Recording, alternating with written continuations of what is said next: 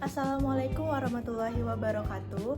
Perkenalkan kami dari kelompok 2 dengan saya Ana Askia Yun dengan NIM 25033161941 dan teman saya Helena Hispania dengan NIM 25033162064. Dan saya Arini Matur Rofiah dengan NIM 2503316000476.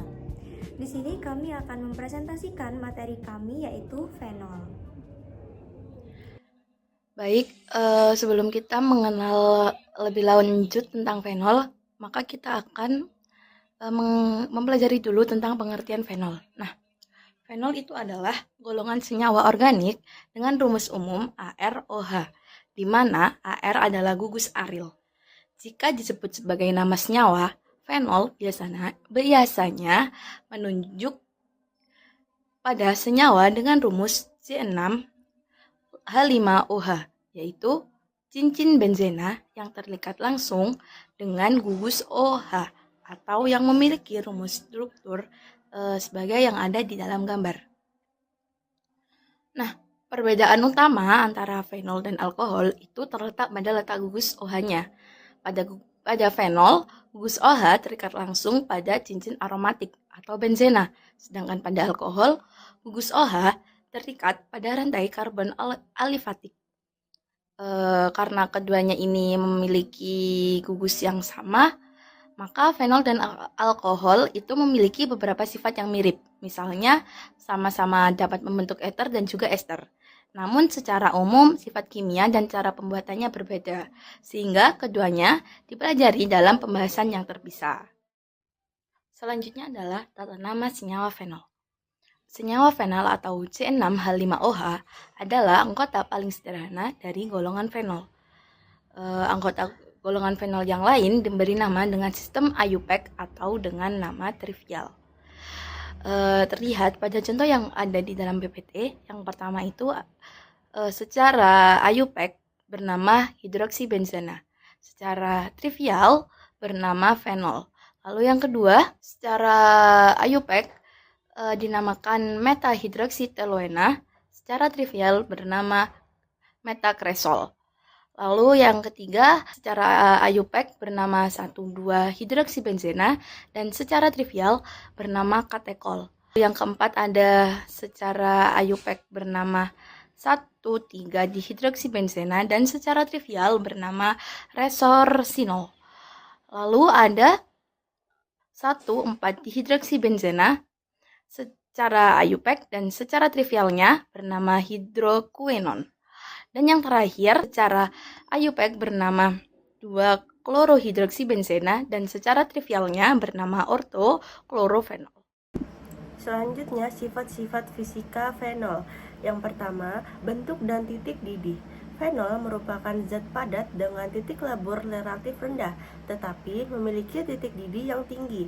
Kemudian, kelarutannya dalam air. Fenol hanya sedikit larut dalam air, yaitu sekitar 9 gram per 100 gram air, sedangkan senyawa fenol lainnya pada umumnya lebih sukar larut. Yang ketiga, warna senyawa. Fenol murni pada dasarnya tidak berwarna jika tidak mengandung gugus pembentuk warna. Namun, fenol mudah teroksidasi sehingga dapat berubah menjadi berwarna apabila kemurniannya menurun. Yang keempat, perbandingan isomer nitrofenol. Ortonitrofenol memiliki titik didih lebih rendah dibandingkan isomer lainnya karena membentuk ikatan hidrogen di dalam satu molekul antara gugus hidroksil dan nitro. Akibatnya, ikatan hidrogen antar molekul berkurang sehingga titik didih dan kelarutannya dalam air menjadi lebih rendah. Baik, selanjutnya kita ke keasaman fenol. Salah satu sifat penting dari golongan fenol yang membedakannya dengan golongan alkohol adalah tingkat keasamannya. Fenol lebih asam daripada alkohol dikarenakan oleh tetapan ionisasi fenol 106 kali lebih besar daripada etanol. Keasaman fenol yang lebih besar daripada alkohol disebabkan oleh adanya stabilisasi resonansi pada ion fenoksida. Pada ion etoksida, muatan negatif terlokalisasi pada atom oksigen. Pada ion fenoksida, muatan negatif terdelokalisasi dalam cincin benzena dengan posisi orto dan para terhadap atom oksigen. Delokalisasi muatan semacam ini mengakibatkan stabilitas ion fenoksida lebih besar daripada ion etoksida. Karena kestabilan yang lebih besar itulah, maka fenol lebih kuat keasamannya daripada etanol.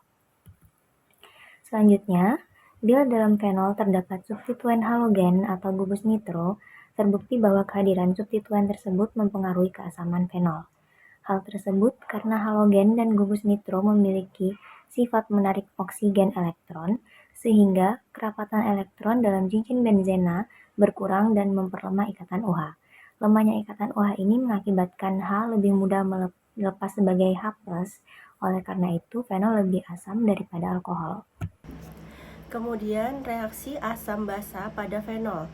Fenol merupakan asam lemah dapat bereaksi dengan basa kuat, misalnya natrium hidroksida, dan menghasilkan garam yang larut dalam air. Reaksinya yaitu fenol bereaksi dengan natrium hidroksida menghasilkan natrium peroksida dan air. Namun, fenol tidak cukup kuat untuk bereaksi dengan basa lemah seperti natrium bikarbonat sehingga tidak larut dalam larutan tersebut. Fenol masih dapat bereaksi dengan natrium karbonat karena sifat basanya lebih kuat dibandingkan natrium bikarbonat. Fenol dapat pula dipisahkan dari senyawa bukan asam dengan dasar kelarutannya dalam basa dan juga dapat dipisahkan dari asam karboksilat dengan dasar ketidaklarutannya dalam garam bikarbonat. Selanjutnya, pembentukan ether menurut sintesis Williamson. Fenol dapat diubah menjadi ether melalui reaksi dengan alkil halida dalam bentuk alkali. Khusus untuk pembuatan metil ether digunakan dimetil sulfat sebagai pengganti alkil halida. Bila senyawa fenol dituliskan dengan lambang AROH dan alkil halida dituliskan dengan lambang RX, maka bagian pembuatan ether menurut cara Williamson adalah sebagai gambar yang sudah tertera di PowerPoint.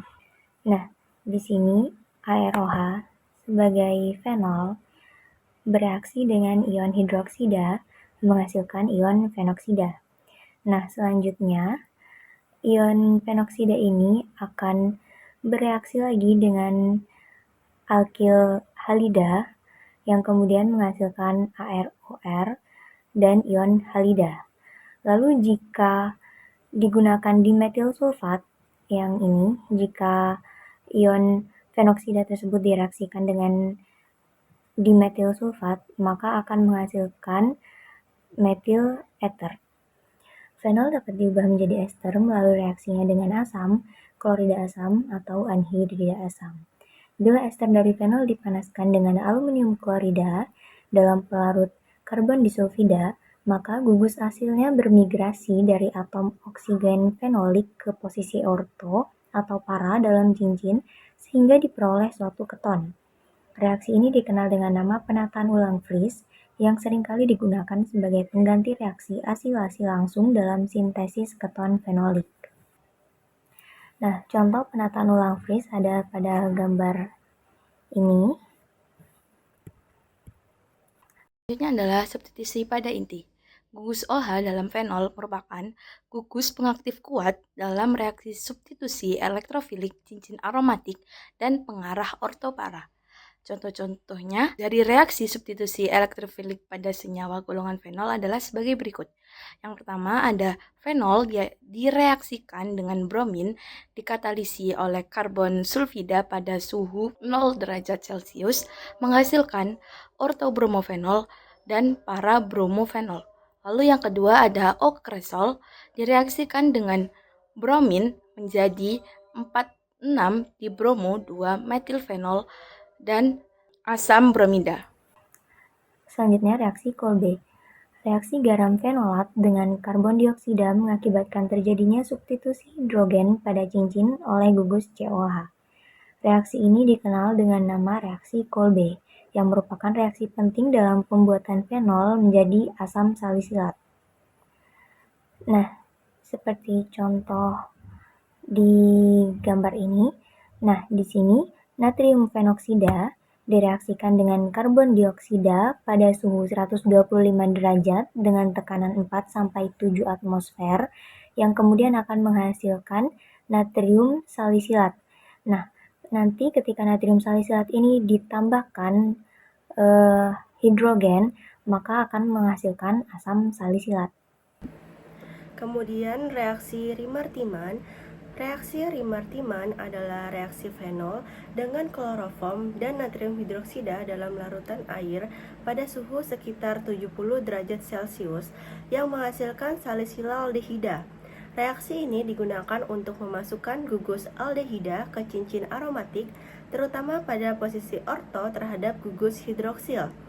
Reaksinya ada fenol ditambahkan kloroform dan natrium hidroksida menghasilkan ion salisilaldehida. Kemudian ditambahkan asam klorida menghasilkan salisilaldehida. Reaksi fenol dengan formaldehida. Reaksi fenol dengan formaldehida menghasilkan resin fenol formaldehida yang merupakan polimer sintesis dan dikenal sebagai baktelit. Nah, tahap-tahap yang dilalui adalah fenol bereaksi dengan formaldehida dibantu dengan katalis asam atau basa menghasilkan ortohidroksimetilfenol. Lalu ortohidroksimetilfenol ini bereaksi dengan fenol lainnya disertai dengan pelepasan air, sehingga kedua cincin fenol dapat terhubung dengan gugus metilena. Lalu proses ini berlanjut membentuk polimer dengan berat molekul yang tinggi. Karena cincin fenol ini memiliki posisi yang cukup reaktif, maka akan terbentuk banyak ikatan silang antar rantai yang menghasilkan struktur 3 dimensi dengan struktur yang kuat dan juga kaku. Yaitu ada pembuatan fenol. Yang pertama bisa dengan meleburkan garam natrium arisulfonat dengan natrium hidroksida. Contohnya, natrium fenil sulfonat bereaksi dengan natrium hidroksida menghasilkan natrium fenolat, natrium sulfit, dan air. Yang reaksi kedua yaitu natrium fenolat ditambah ion H+ menghasilkan fenol dan ion natrium. Selanjutnya itu bisa dengan hidrolisis garam diazonium. Contohnya, garam benzena diazonium hidrogen sulfat bereaksi dengan air menghasilkan fenol, gas nitrogen, dan asam sulfat. Selanjutnya, proses Dow. Nah, proses Dow sendiri adalah suatu proses sintesis fenol dalam skala industri yang menggunakan bahan dasar klorobenzena dengan langkah-langkah seperti pada gambar ini. Nah, di sini si klorobenzena ini direaksikan, ini klorobenzena direaksikan dengan natrium hidroksida pada suhu sekitar 360 derajat Celcius dan tekanan 4500 PSI. Kemudian akan menghasilkan natrium fenolat yang kemudian akan ditambahkan dengan ion hidrogen, maka akan menghasilkan fenol. Nah, ini. Yang terakhir adalah dengan oksidasi kumena. Nah, pembuatan fenol melalui oksidasi kumena atau isopropilbenzena merupakan cara yang lazim digunakan dalam industri dewasa ini. Dengan oksidasi oleh udara, kumena diubah menjadi kumena hidroperoksida yang selanjutnya dengan larutan asam dalam air diubah menjadi fenol dan aseton melalui reaksi penataan ulang. Reaksi tersebut adalah kumena teroksidasi menjadi kumena hidroperoksida. Lalu kumena hidroperoksida dalam keadaan asam terhidrolisis menghasilkan fenol dan juga aseton melalui penataan ulang. Sekian dari kami. Kami mohon maaf apabila ada kesalahan saat kami mempresentasikan dan menjelaskan materi kami. Wassalamualaikum Waalaikumsalam warahmatullahi wabarakatuh.